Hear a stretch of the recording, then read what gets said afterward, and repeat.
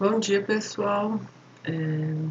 Nós estamos na nossa segunda aula de instrumentação industrial 2, parte prática. Como vocês viram no vídeo da primeira semana, nós vamos revisar alguns elementos decisivos aí para a nossa prática. Como vocês tiveram 2 anos remotos praticamente, algumas coisas que a gente precisa revisar, além da conduta de laboratório. Tá? Se não me engano, eu falei isso no outro vídeo, mas é muito importante que sempre que a gente vá ao laboratório, vocês estejam adequadamente vestidos. Nós precisamos que vocês estejam de sapato fechado, né? E a parte da vestimenta, na parte de baixo, pode ser uma saia, pode ser uma calça, que ela seja comprida, né? Que ela chegue até os pés, tá bom? Se vocês tiverem algum boné, alguma corrente que, né, saia muito do corpo, né, do contato com o corpo, a gente vai tirar, tá? Mas isso é tranquilo, a gente tem armários ali na porta dos laboratórios, vocês podem colocar as mochilas de vocês, não pode entrar com mochila, né? Nem com comida, nem com bebida. Vocês colocam as mochilas lá e podem trancar. Para trancar, vocês precisam trazer um cadeado, tá? E não pode deixar o cadeado de uma aula para outra. Você deixa ali, ou academia, né? Você usa o armário, vai lá e tira, tá bom?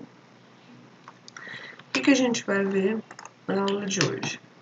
Nós vamos conhecer os elementos e as ações de controle, compreender como uma malha de controle funciona e a aplicação de cada ação de controle. Por que isso é importante, professora? Nós precisamos, como a gente viu na aula passada, a instrumentação está muito relacionada à produção em massa de algum produto com características bem definidas. Para a gente conseguir fazer isso, a gente precisa medir, né, que é a instrumentação em si, a gente precisa controlar, né, a gente tem que ver se o que a gente mediu está dentro da especificação, e se não estiver dentro da especificação, a gente precisa atuar, né. E são praticamente as matérias que vocês têm nesse ano: instrumentação, né, a parte censura, controle, CPR, e atuação a gente tem ali na pneumática, tá bom? Vocês também já tiveram em NEL no ano passado. Aí hoje eu trouxe, né, assim, como essas partes se interligam, que é a ação de controle.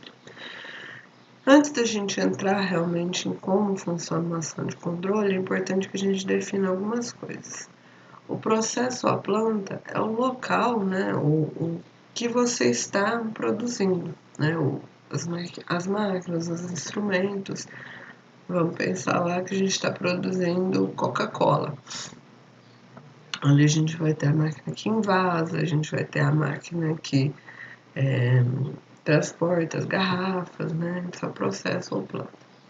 A variável de processo é qualquer coisa que você mede dentro do processo. Você pode medir a velocidade da esteira, você pode medir quantas garrafas você já encheu, você pode medir quantos litros de Coca-Cola tem lá no seu reservatório. Bom, isso é uma variável do processo. Controle do processo são as técnicas que a gente usa para que, por exemplo, a Coca-Cola lá de 2 litros realmente tenha 2 litros, não tem 1 litro e 900, nem 2 litros e 100, tá? Ela fica ali no set point, o valor pré-estabelecido, tá bom? Isso eu já defino no set point, que é o valor desejável, tá? Desejável para quem? Para a variável que você está controlando. Nesse caso, é o nível da garrafa de Coca-Cola, né? É a variável que eu controlo. Mas como é que eu faço para controlar essa variável? Eu manipulo alguma variável. Por exemplo, a quantidade de Coca-Cola que é um bico, né? Geralmente é tipo aquele do Burger King, né? Todo mundo gosta do Burger King. Aquele que você coloca lá e aperta um botãozinho e enche seu copinho de Coca-Cola.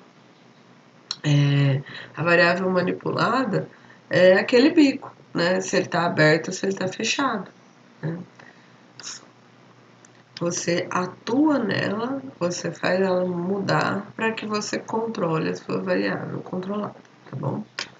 Fica mais claro, na minha opinião, com esse esquema aqui, que é o controle em malha aberta, tá? Eu tenho um valor que eu quero, por exemplo, eu tô lá no Burger King, eu quero encher o meu copo, né, até a boca, para eu não ter que ficar levantando toda hora para fazer o refil. Então eu quero, sei lá, um copo de 500 ml, eu quero 500 ml no meu copo, não quero menos, também não quero derramar para melecar minha mão, né? Então 500 ml é a minha entrada. O meu controlador, né, sou eu, né? Tô lá, acho que aquilo é 500 ml. Ah, alguém me chamou, né, a hora que eu tava olhando, né, pro meu copo para não derramar e nem deixar faltar. Alguém me chamou, começou a conversar comigo, eu tô lá com o dedo apertando aquele botão, olhei pro lado e de repente, tô segurando o copo com outra mão, de repente eu senti minha mão molhada, né? Não foi um controle legal. Por quê? Naquele momento eu parei de olhar para o meu processo, eu parei de medir, eu parei de sentir, né, o que estava acontecendo com o meu processo. No meu caso, como controladora, o que é o meu medidor? Meu olho, né? Eu estou olhando para o meu copo, estou vendo que ele está enchendo. E aí, a hora que ele chegar lá no determinado estágio, eu vou falar assim, eu tenho que soltar, porque ainda vai cair um pouquinho de líquido e vai dar exatamente meus 500 ml. Tá? Quem que é o distúrbio? É a pessoa que me chamou e eu virei para o lado. Tá? Acontece isso no nosso processo industrial? Sim. Imagina que aconteceu um erro, aquela garrafa ali que deveria estar num lugar, não está, ela está um pouquinho mais para a direita, um pouquinho mais para a esquerda. Você vai ter problemas ali na hora de encher a garrafa. Você achou que desde o começo estava colocando líquido dentro da garrafa e não, caiu para fora, né? Isso é um distúrbio. Bom, o que eu tenho de entrada? Eu tenho set point, meu valor desejado, que no meu exemplo foi os 500 ml de Coca-Cola no meu copo. O que é a variável manipulada? É apertar ou não o meu botão, tá? É abrir ou não a torneirinha lá da Coca-Cola, tá bom? E a variável que eu controlo? Justamente a quantidade de Coca-Cola dentro do meu copo, ao nível de Coca-Cola. Aí eu posso fechar a malha, que é quando eu estou olhando, né, para o meu copo. Então, eu estou medindo, eu sou o sensor. Eu meço aqui quanto de Coca-Cola tem no meu copo, tá? É a única coisa que muda, né? Então eu tenho uma retroalimentação. Ó, tô medindo, tô enchendo lá, tá metade. Ah, não, então continuo apertando. Continuo olhando. Ah, tá 75%, 80%, 90%. Ah, tô chegando perto aqui, ó, do set point, que é o 100%, ou 500 ml. Então agora eu vou avisar meu controlador. Opa, tá chegando. Aí, mesmo que alguém me chame, eu vou, né? Tô esperta. Falar, não, vou tirar o dedo ali do botão. E aí eu vou ter o nível correto de Coca-Cola, tá bom? Aqui eu tô manipulando, né? Da mesma forma eu tinha o set point, variável manipulada, tá bom? Que tipos de controle a gente pode ter? Nós podemos ter um controle manual, que foi o exemplo que eu dei. A gente pode ter um controle automático e um controle auto-operado, tá? Em que você manipula a própria variável que você está controlando. O que seria um controle automático? Imagina que eu estou lá no Burger King e tem um botão, 300 ml, 500 ml. Então eu seleciono que copo eu coloquei ali, né? Coloquei de 500. Coloquei o copo embaixo da torneirinha e apertei o botão encher. De forma automática, né, eu tenho um sensor ali, sei lá, pode ser um sensor de peso, pode ser um sensor ultrassônico que vê o nível ali no copo, qualquer tipo de sensor que me fala o copo tá cheio, então vamos fechar a torneirinha. Sem que eu precise ficar olhando, sem que eu atue no botão, tá bom? Esse é um controle automático. Eu tenho um processador ali, uma eletrônica, alguma coisa nesse sentido, que compara, né, o valor desejado, 500 ml, com o valor que você tem ali na real, a variável que você está medindo, tá bom? Variável de processo. E o que a gente deseja de um controle? Imagina que todos nós estamos, sei lá, viajando de avião, né? O que a gente deseja quando a gente entra num avião? A gente deseja chegar no nosso destino, tá? Imagina que eu quero ir lá na Disney, né? Vamos visitar o Mickey. E de repente eu vou lá para Houston, Texas, ver um foguete decolar. Não vou ficar muito feliz. Bom, eu vou gostar de ver um foguete e tudo mais, mas se eu quisesse ver o Mickey, eu ia querer ver o Mickey, né? Não ia gostar muito desse desvio, tá bom? Em controle, a gente diz que a gente gostaria do segmento ou do track. Imagina que eu quero que meu chocolate, estou produzindo chocolate, né? Minha barrinha tem que ter 100 gramas, né? Aí, de repente, eu mudei minha fábrica para outra barrinha que tem 120, né? Eu, como consumidora, vou ficar muito brava se eu comprei 120 gramas e veio só 100, né? A hora que eu mudo meu set point, eu mudo meu valor desejado, eu quero que minha máquina de controle consiga seguir aquilo lá, tá?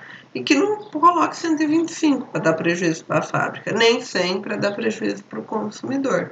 Então a gente tem que seguir o set point. Tá bom? Isso em controle a gente chama de track ou segmento. Outra coisa que a gente não gosta, né, numa viagem de avião, é turbulência, né? Isso daqui tá tudo ao contrário, né? Teve uma turbulência feia, caiu tudo. Em controle, a gente fala que isso é a robustez, tá? Mesmo que alguém vá lá na nossa área de controle e perturbe ela, imagina lá o avião tá navegando, tá voando e vem uma rajada de vento. O que a gente quer? Que o controle ali do avião consiga superar aquela rajada de vento sem ter muitas oscilações, né? Alguma oscilação vai ter, mas o mínimo possível. Isso pra gente é a robustez, tá bom? Imagina que eu tô lá de novo produzindo chocolate. Aconteceu do chocolate ficar mais denso, tá mais difícil de encher, né, a forminha de chocolate. Mesmo assim, eu quero, né, que ele encha até 100 gramas. Não quero que fique menos, não quero que fique mais. Tá? Mesmo com as dificuldades, com os distúrbios da minha malha de controle, eu quero que o meu controle seja robusto e se mantenha ali no set point, tá bom? Que tenha pequenas oscilações. E aí a gente entra nas ações de controle. Bom, como que a gente pode atuar no controle? A forma mais simples é o on-off, ou liga-desliga. Bom, pensa lá na geladeira que tem na sua casa. Tem hora que ela tá fazendo um barulho, tem hora que ela tá de boa, silenciosa. Ali ela tá ligando e desligando para manter a temperatura, tá bom? Ah, professora, eu tenho um ar-condicionado super moderno na minha casa. Não vou falar que é igual da escola, porque eu não lembro se da escola é inverter, tá? Mas é um ar-condicionado super moderno, ele é inverter. O que tem de diferente? Eu vejo que ele não fica assim, liga e desliga toda hora, às vezes ele liga mais forte, né? O motor dele funciona com uma rotação maior, às vezes uma rotação mais baixa. O que é aquilo, professora? É justamente um controle diferente do liga-desliga. Ele é um controle que provavelmente incorpora ações proporcionais, ações integrativas e ações derivativas, tá bom? É um P e D, tá bom? Isso daqui a gente consegue quando o nosso motor ele tem um inversor, por exemplo, né? Vocês viram lá em Mel. E normalmente motores que não têm inversor a gente consegue ligar e desligar o bichinho, né? Como se fosse um interruptor, uma lâmpada. Mas se a gente tem um inversor, a gente consegue controlar a rotação desse motor. E aí a gente tem ações que podem ser proporcionais à diferença entre o valor que você deseja de temperatura e o valor atual, lá no caso do ar-condicionado. A gente pode ter ações que integralizam essa diferença, por exemplo, a diferença está muito alta ao longo do tempo. Você tem uma ação diferente, Não, a diferença é bem pequena, tem outra ação. Ou uma ação derivativa, que é uma ação que se relaciona com a tendência. Por exemplo, você está subindo a temperatura muito rápido e você não quer isso. Então você vai ter uma ação de controle de ligar o seu motor no máximo para reverter isso. Tá? Ah, tá bem devagar. Então você não precisa atuar de forma tão rápida. Tá bom? É um pouco difícil, sem a matemática da coisa, entrar, né, realmente no P&D. Mas vocês vão ver lá em CPR como vocês podem ajustar esses 3 ganhos, né? E vocês vão ver isso aqui um pouquinho mais. Eu trouxe mais para vocês terem essa noção, né, de como todas essas disciplinas se comunicam, né? Mas, para ilustrar, trouxe aqui um gráfico do controle on-off, tá? Eu tenho um set point, que é essa linha azul, tá bom? Tenho um valor médio, que é o valor médio da variável, e aqui é realmente o que eu estou medindo. Começou no zero, subiu, passou do set point, aí passou do set point, eu preciso que ele desça. Opa, desceu demais. Aí sobe, aí desce demais. E assim fica. Você até consegue ter pequenas oscilações aqui em torno do seu set point, mas nunca você vai manter o set point, nunca você vai ter um tracking perfeito, tá bom?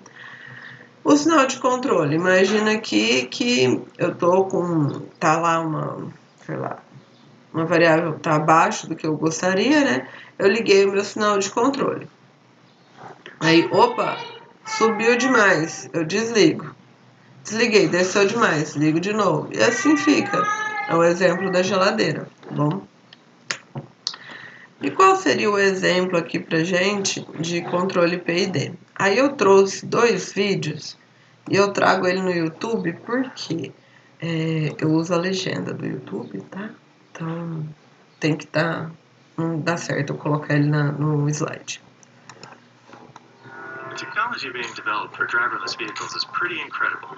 In the near future, there will be robotic cars traveling on normal roads with the safety and efficiency of the best human drivers. These autonomous vehicles use various sensors to be able to localize themselves in any environment. They are also then able to construct a detailed plan to get from their current location to any desired destination. This video will provide an introduction to how these autonomous vehicles are then able to follow their desired trajectories. Getting a vehicle to follow a trajectory may seem simple to those who have driven before. But is it? Let's take a deeper look at this in a lab setting. If we want to follow a line, but we are too far to the left, we turn to the right, and vice versa. But how much do we turn? If the steering wheel is turned a fixed amount to the left or to the right, the approach is called bang-bang control. For controlling a car, this doesn't actually work that well. The response is very jerky and uncomfortable for the passengers. Fortunately, we don't have to steer this in the car, since there is a range of angles the steering wheel can take. One way to set the steering wheel angle is to use what is called proportional control. Rather than turn the wheel a fixed amount, proportional control steers harder the further away we are from the desired trajectory. We take a measurement called the cross-track error to define how far away from the desired trajectory the vehicle is. Therefore, the steering angle we use is this cross-track error multiplied by a scaling factor called the proportional gain. The range of values the proportional gain can take drastically alters the performance of the vehicle. As you can see from this overlay, the performance gets better as the gain increases, but at a cost. If you start too far away from the desired trajectory with a high gain, the system can spin out of control. With the best gains, proportional control returns better results than bang-bang control, but it still doesn't work that well. With proportional control, the car can be crooked when it reaches the center line.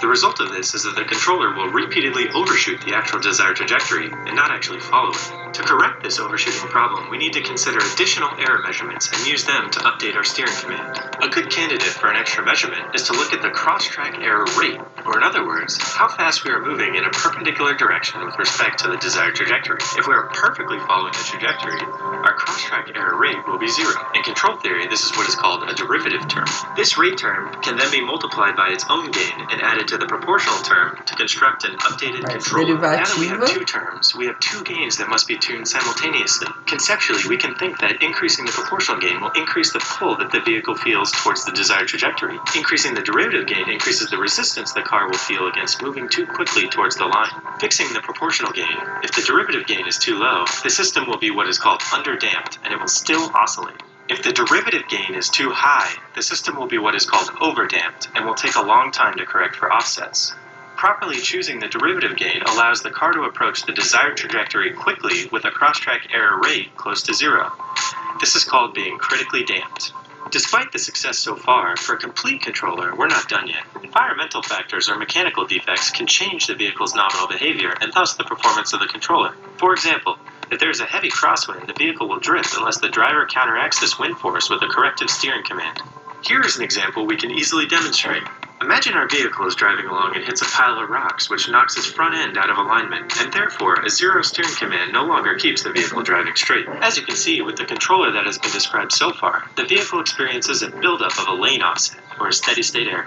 One way to address this problem is to add yet another term called an integral term. This third measurement sums up the cross-track error to give an indication if we are spending more time on one side of the trajectory or the other. You can see that if we sum up the cross-track errors, we obviously spend more time on one side of the trajectory. The integral term we propose is then exactly this sum multiplied by a gain.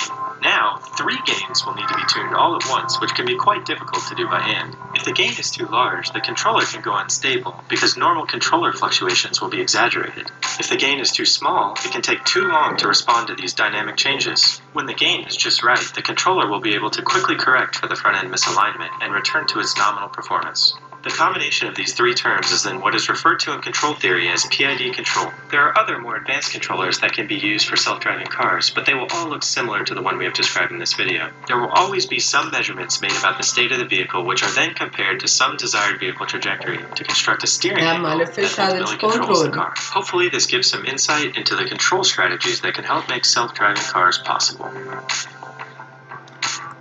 Bom, eu amo, né, carros autônomos, então eu ia trazer um vídeo disso mesmo, né? Além disso, eu trouxe também um vídeo mais divertidinho. O áudio desse vídeo é meio alto demais, mas ele é um robozinho que tem 4 rodas, mas o intuito dele é ficar sobre apenas 2 rodas, né? E a gente quer equilibrar ele na vertical. Ele é um que a gente chama de pêndulo invertido. E já foi ali no shopping Iguatemi, acho que é Iguatemi que tem, ou Ribeirão, não sei. Mas tem aqueles pessoal da segurança que fica observando o que está acontecendo no shopping. Eles geralmente estão em um veículo de 2 rodas e tipo um cabo de vassoura para cima. Aquele veículo chama Segway e ele é justamente esse pêndulo invertido. Manter o Segway para cima, mesmo que você acelerando, freando ele, é um tipo de controle que usa o PID. Quando eu estava na faculdade isso era super legal, agora nem tanto, né? Mas era legal.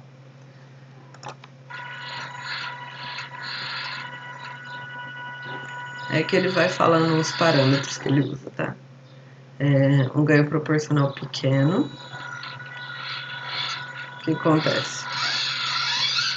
Fica loucão e não funciona. Muito ganho proporcional. Ele fica oscilando muito, né? E aí ele sai do controle. Tadinho. Um bom ganho proporcional. Ele oscila, né? Mas ele consegue se manter na vertical. Agora um derivativo muito grande. Ele fica como se fosse um controle cerrado. Ele fica atuando de pouquinho, muito rápido, né? Ele fica muito intenso. Um KD legal, quando você dá um peteleco nele, ele se recupera bem. Quando você vai um distúrbio, ele se recupera bem. Tá?